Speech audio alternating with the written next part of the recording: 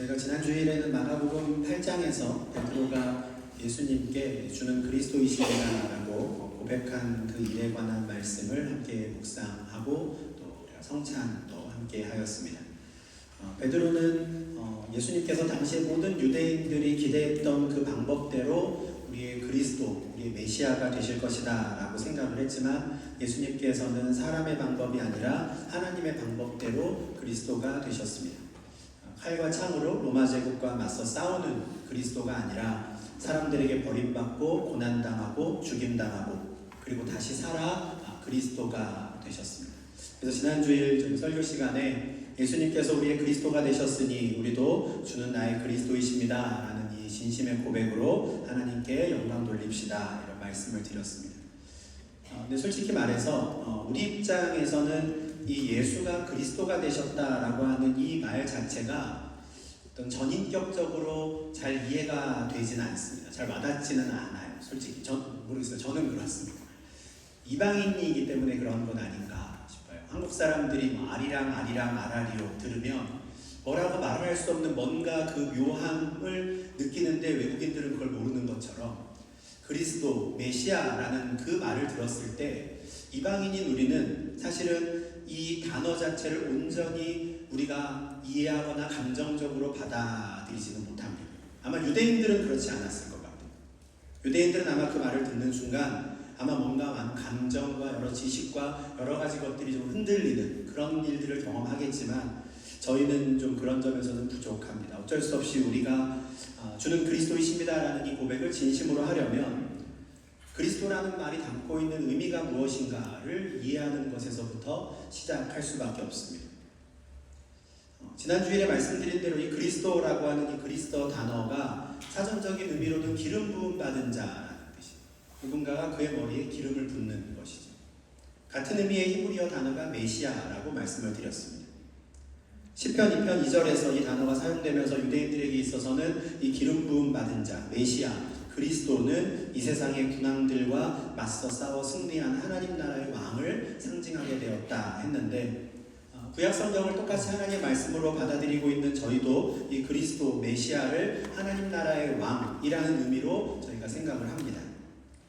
그런데 지난 2000년 동안 구약 성경과 신약 성경을 묵상하고 연구한 우리 신앙의 선조들은 이 그리스도라고 하는 단어가 담고 있는 또 다른 의미들을 찾았습니다. 그리스도는 기름 부음 받은 자라는 뜻인데 구약 성경을 보니 왕을 세울 때, 왕이 즉위할 때뿐만 아니라 또 다른 경우에도 어떤 사람에게 기름을 붓는 일들을 발견하는 것이죠. 사무엘상 10장 1절에서 사무엘 선지자는 하나님께서 이스라엘의 첫 번째 왕으로 택하신 사울의 머리에 기름을 붓습니다. 왕으로 세우기 위해 기름을 붓죠. 출애굽기 29장 7절에서 하나님께서는 이스라엘의 대제사장을 세울 때에는 그의 머리에 기름을 부으라 라는 율법을 주셨습니다. 대제사장을 세울 때에도 기름을 부으라 하셨죠. 열왕기상 19장 16절에서 하나님께서는 엘리야 선지자에게 너는 이제 엘리사를 찾아 엘리사의 머리에 기름을 부어 너를 대신하는 선지자가 되게 하라 하세요. 선지자를 세울 때에도 머리에 기름을 붓게 하셨습니다. 왕을 세울 때 외에도 기름 부음 받은 자들이 더 있었던 것이죠. 하나님께서 누군가를 부르셔서 특별한 역할과 직분을 맡기기 위해 그를 구분할 때 기름을 부으셨더라 하는 거예요. 대제사장, 선지자들이 그러하더라. 그래서 우리는 예수 그리스도라는 표현을 통해서 예수님께서는 하나님 나라의 왕이십니다 라는 것뿐만 아니라 예수께서는 우리의 대제사장이십니다. 예수께서는 우리의 선지자이십니다 라는 것도 함께 고백합니다. 예수님께서 왕과 대제사장 그리고 선지자 이렇게 세 가지 직분을 맡으셨다라는 걸 신학 용어로는 예수 그리스도의 삼중직이라고 표현을 합니다. 예수님께서 세 가지의 직분을 함께 갖고 계신다라는 거거든요. 오늘부터 2월 한 달 동안 한 주씩 예수님께서 맡으신 이 세 가지 직분의 의미를 좀 묵상하는 시간을 갖고자 합니다. 그래서 우리가 예수 그리스도라고 말할 때, 주님은 나의 그리스도이십니다 라고 말할 때 그 의미가 어떠한 것인지를 분명히 알고 우리가 고백할 수 있으면 좋겠습니다. 오늘 본문은 이 예수 그리스도라는 말에 담겨있는 첫 번째 의미죠. 예수는 하나님 나라의 왕이십니다 라는 것에 관한 말씀입니다. 오늘 본문 18절에서 예수님께서는 제자들에게 하늘과 땅의 모든 권세가 나에게 있다, 나에게 주셨다 라고 선포해요. 하늘과 땅의 모든 권세를 내가 가졌다라는 것, 이것은 예수님께서 왕이 되셨음을 선언하신 겁니다. 내가 고난을 받고 죽임을 당한 후에 사흘 만에 살아나리라 라고 말씀하신 대로 죽으시고 부활하심으로 내가 너희의 그리스도가 되었다, 너희의 왕이 되었다 선포하시는 것이죠. 예수님께서 이와 같은 선포를 하셨던 때가 언제인가 사실 정확히 알 수는 없습니다.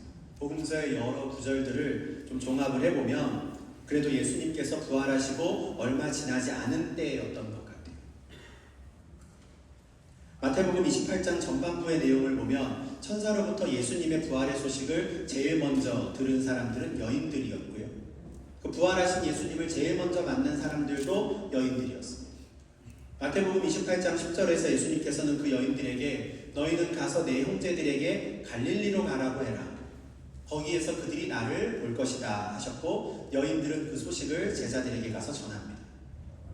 이후에 어느 날 이제 제자들이 그 여인들의 말을 따라서 갈릴리로 가는 것이죠. 예루살렘에 있던 제자들이 북부 갈릴리 지역으로 올라가서 예수님께서 말씀하셨던 어떤 산에서 부활하신 예수님을 만나는 겁니다. 그곳에서 제자들은 예수를 배웠고 경배했다 해요. 근데 특이한 점은 그때까지도 여전히 예수의 부활을 의심하는 사람들이 있었다. 아마 예루살렘에서 갈릴리까지 올라가면서 정말일까? 예수가 살아나셨을까? 누가 보았다는데 누가 만났다는데 정말일까? 베드로와 요한이 무덤이 비어있는 걸 확인은 했다는데 정말 예수가 부활했을까? 이런저런 이야기를 하며 갈릴리까지 갔을 텐데 그곳에서 부활하신 예수님을 만난 것이죠. 그런데 그 부활하신 예수님을 만나니 그 앞에 엎드려 경배를 하긴 하면서도 의심하는, 이게 같이 있을 수 있는 태도인가 사실 싶어요. 경배하며 의심한다. 근데 11 제자들 중에 그런 사람들이 있었다는 거예요. 경배하는데 의심해요. 같은 사도로서 마태는 경배하며 의심하는 제자들이 있었다는 게 부끄러울 수도 있겠지만 자신의 모습을 감추지 않습니다. 우리가 이랬습니다. 아주 솔직하게 말하죠. 아마도 예수님께서 자신들의 그 믿음 없는 모습을 아시고도 그 모습 그대로 용납하시고 도리어 자신들에게 귀한 사명을 맡기신 그 주님의 은혜와 뜻을 알았기 때문일 겁니다. 비록 여전히 의심하는 제자들이 있었지만 예수님께서는 그들을 향해 하늘과 땅의 모든 권세를 내게 주셨다라고 말씀하세요. 이 문장은 수동태 문장이지만 숨겨져 있는 주어는 창조주 하나님입니다.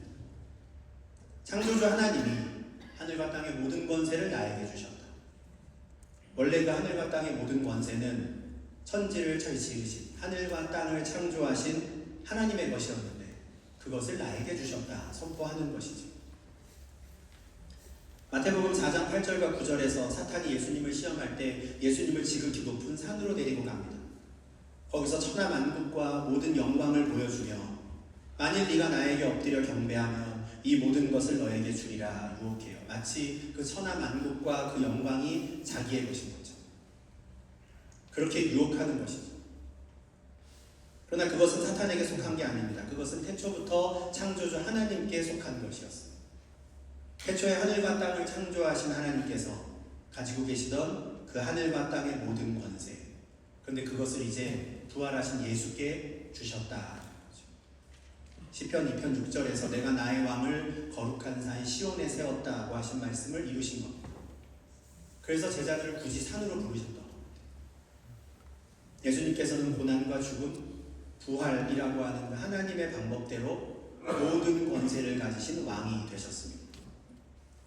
당신이 하나님 나라의 왕이 되셨다라는 걸 선포하신 후에 예수님은 이런 명령을 내리시죠. 너희는 가서 모든 민족을 제자로 삼으라. 갈릴리의 어느 산 위에서 이 하나님 나라의 왕의 명령을 들은 제자들은 11명밖에 되지 않습니다. 예수님께서는 이 11명을 시작으로 모든 민족을 내 제자, 내 백성으로 삼겠다라는 계획을 선포하시는 겁니다. 예수님께서는 모든 민족을 향해 제자들을 보내실 겁니다. 그들은 뿔뿔이 흩어져 자신들이 보고 들은 것을 전파할 거예요.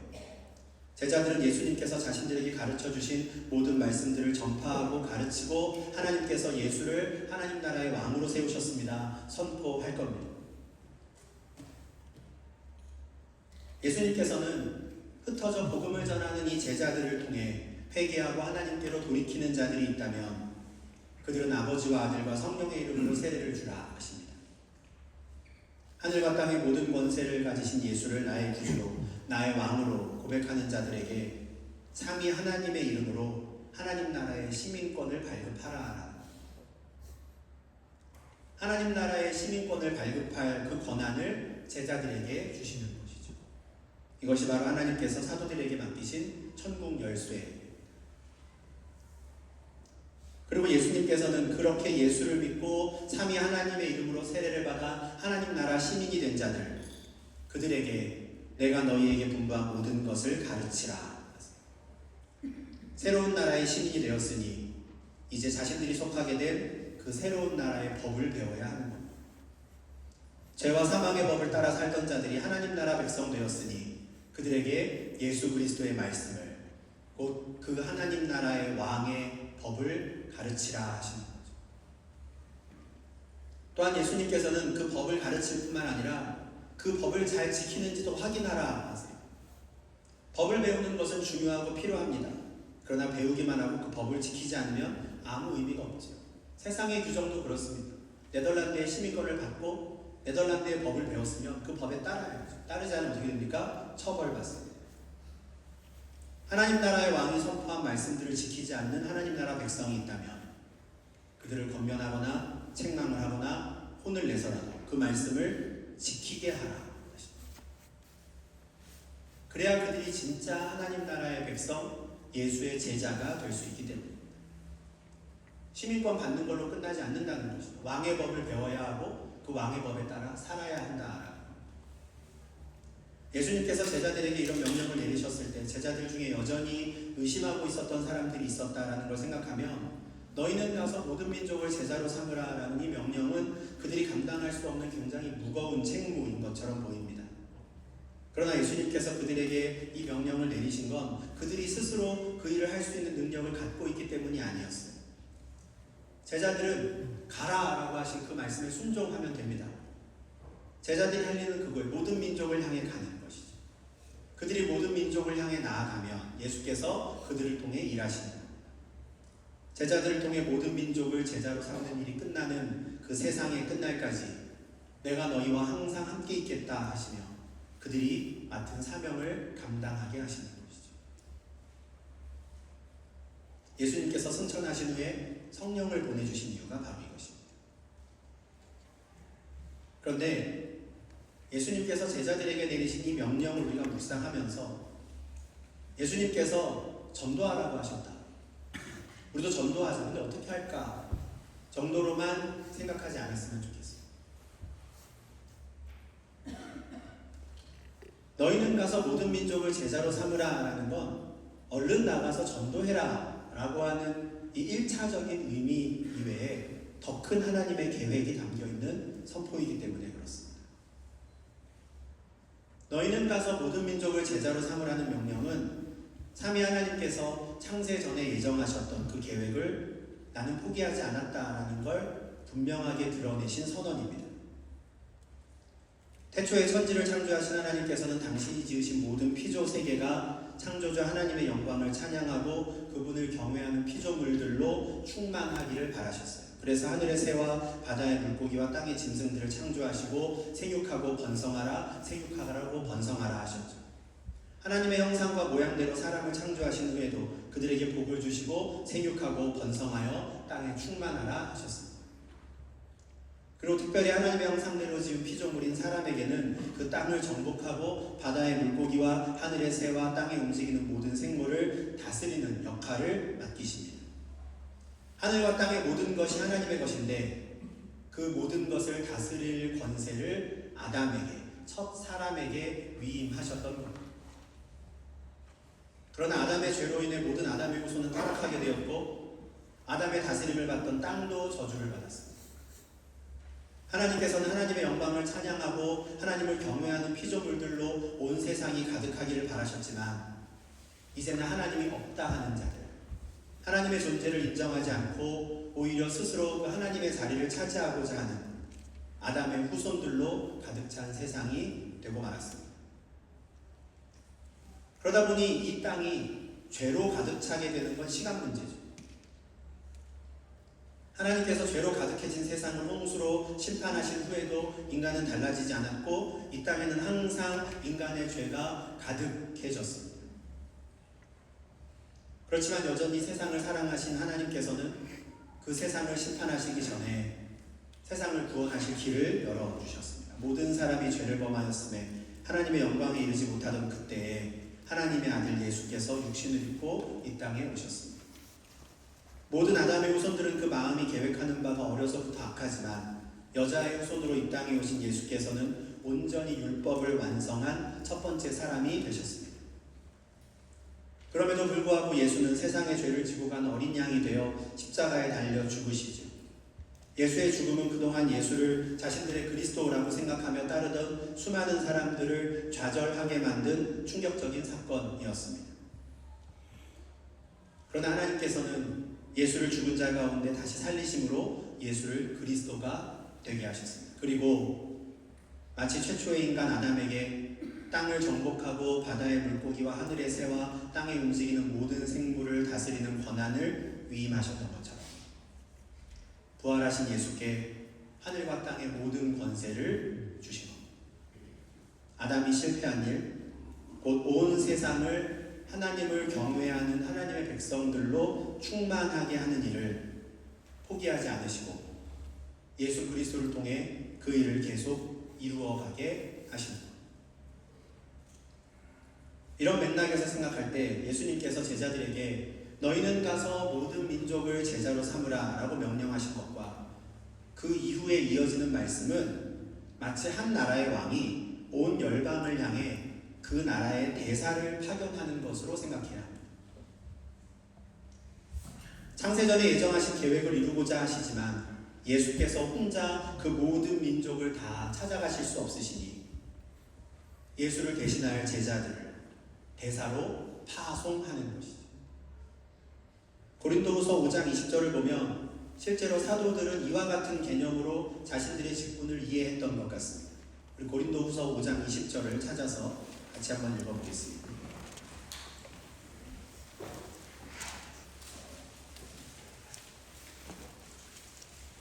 고린도후서 5장 20절입니다.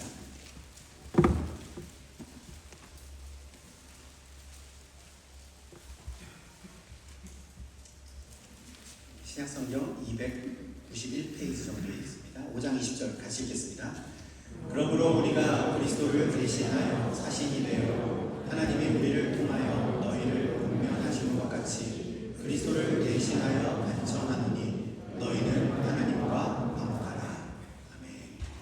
그리스도를 대신하여 사신이 되었다 할 때 이 사신은 사신단의 그 사신입니다.